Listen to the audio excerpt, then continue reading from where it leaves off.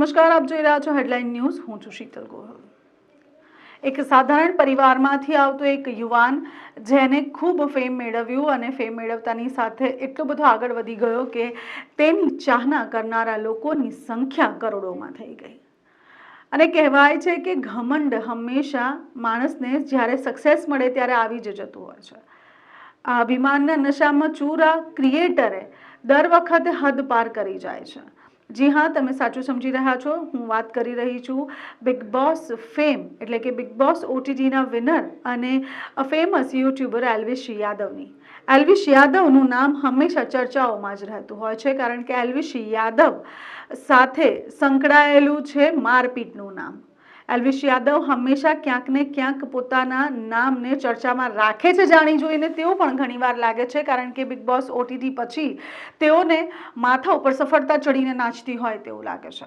ઘણીવાર તેઓની સોસાયટીમાં જ રહીશો સાથે કકડાટ કરતા દેખાય છે. ઘણીવાર જયપુરના રેસ્ટોરન્ટમાં અજાણ્યા ફેનને લાફો મારતા નજર આવે છે, તે પણ પોલીસ અને આર્મીની સમક્ષ. અને ઘણીવાર તે કોઈની પણ સાથે ઝપાઝપી કરતા રોડ પર દેખાતા હોય છે. આ વખતે ફરી એકવાર તેમનું નામ આવી ગયું છે મારપીટમાં, અને આ વખતે ચોખ્ખો વિડીયો એક સીસીટીવી કેમેરાની ફૂટેજનો બહાર આવ્યો છે અને છેલ્લા 3 દિવસથી દરેક સોશિયલ હેન્ડલ ઉપર અને સોશિયલ મીડિયા પર ટ્રેન્ડ કરી રહ્યો છે. તેઓ જેની સાથે મારપીટ કરી રહ્યા છે એ પણ પોતે એક યુટ્યુબર છે, સાગર ઠાકુર, એટલે મેક્સટોન તેમનું નામ છે. તેની સાથે મારપીટનો વિડીયો સામે આવ્યો છે.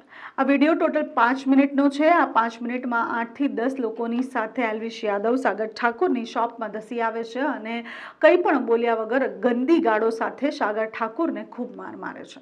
તેના પછી તેને જાનથી મારવાની પણ ધમકી આપે છે. તેની સાથે રહેલા 5 થી 6 લોકો જે છે તે પણ સાથે સાથે સાગર ઠાકુરને મારે છે, અને તેમાં થી 2-3 જણ છે જે એલ્વિશને છોડાવીને ત્યાંથી લઈ જાય છે. પણ જતાં જતાં એલ્વિશ યાદવ સાગર ઠાકુરનો મોબાઈલ ઝૂંટવાનો પ્રયાસ કરે છે અને તેને કહે છે કે હવે જે તેની વાત માનશે નહીં તો તેને જાનથી મારી દેવામાં આવશે. આ દરેક સોશિયલ હેન્ડલ ઉપર અત્યારે આ વિડીયો ચાલી રહ્યો છે. આના પહેલાં પણ મુનાવર સાથેના ક્રિકેટ લીગના ફોટોઝ પર એલ્વિશ યાદવને લોકો ટ્રોલ કરી રહ્યા હતા અને કમેન્ટ કરી રહ્યા હતા. તે સમયે એલ્વિશ યાદવે પોતાની સામેથી સ્પષ્ટતા કરી હતી કે તે બસ ખાલી હસી મજાકનો વિડીયો હતો. આપ સૌને ખબર જ છે કે એલ્વિશ યાદવ અને મુનાવરના સંબંધો બિગ બોસ ઓટીટીમાં કેવા હતા. એલ્વિશ યાદવ ચર્ચામાં રહેવા માટે ઘણીવાર જાણી જોઈને આવું કરતા હોય તેવું લાગે છે. એલ્વિશ યાદવે સાગર ઠાકુર સાથે જે મારપીટ કરી છે તેના પછી 24 કલાક વીતી જાય છે અને પોલીસ કમ્પ્લેન થતી નથી. ત્યારે ઘણા બધા પ્રશ્નો ઉઠે છે.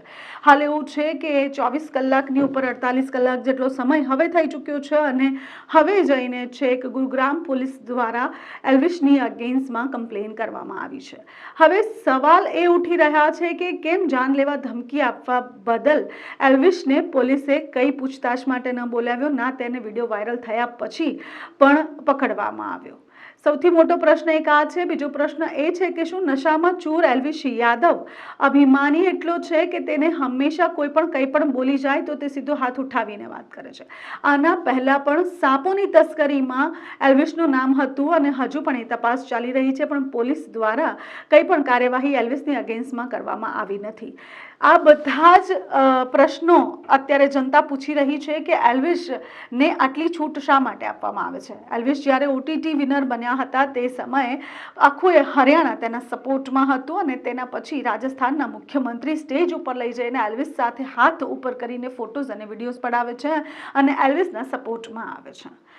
શા માટે એલ્વિશને આટલી બધી છૂટ આપવામાં આવી રહી છે અને કયા કોન્ટેક્સના લીધે એલ્વિશ યાદવ આટલું દમ મારી રહ્યા છે તે લોકો સવાલ પૂછી રહ્યા છે.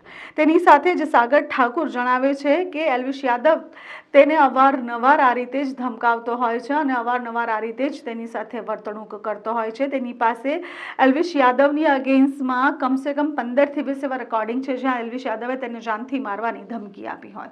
એલ્વિશ યાદવે પણ વળતા જવાબમાં એવું કીધું છે કે સાગરે પણ તેના પરિવારને સળગાવી નાખવાની ધમકી આપી છે. પણ શું આ ધમકીઓ કોઈકને આપે એનો મતલબ એ નથી કે આપણે કોઈની જગ્યાએ ધસી જઈએ અને કોઈના પર પણ હાથ ઉઠાવી દઈએ. એલ્વિશ યાદવનું આ છેલ્લા 3 મહિનામાં 5 5મો થી 7મો એવો બનાવ છે જ્યાં તે પૂછ્યા વગર કોઈ પણ વ્યક્તિની ત્યાં ધસી જાય છે અને તેને મારવા લાગી જાય છે. હવે આ સફળતાના નશામાં ચૂર એલ્વિશ યાદવને સમજાવવું ભારે પડી રહ્યું છે કે આ સફળતા જે છે તે માત્ર ક્ષણિક ભરની છે. કેટલાય બધા સેલિબ્રિટીઝ એવા આવીને ચાલ્યા ગયા જેઓએ આસમાન છૂઈ લીધું હતું અને ઘડીક વારમાં જ તે નીચે પડી ગયા હતા. એલ્વિશ યાદવ હવે ઘમંડમાં ચૂર થઈને ફરી રહ્યા છે, પણ તેઓને હવે પોતાની ભૂલનો અહેસાસ થાય તો સારું છે. હાલ તો સાગર ઠાકુરને મારવાના કેસમાં ગુરુગ્રામ પોલીસ દ્વારા એલ્વિશ યાદવની અગેન્સ્ટમાં એફઆઈઆર દાખલ કરવામાં આવી છે. જોવાનું એ રહેશે કે હવે એલ્વિશ યાદવને આ વિષય પર સજા થાય છે કે નહીં. તમારું આખા વિષયમાં શું કહેવું છે અને શું તમે એલ્વિશ યાદવના ફેન છો કે એલ્વિશ યાદવના ફેવરમાં બોલી રહ્યા છો? હો તો મને કમેન્ટ કરીને જરૂરથી જણાવશો.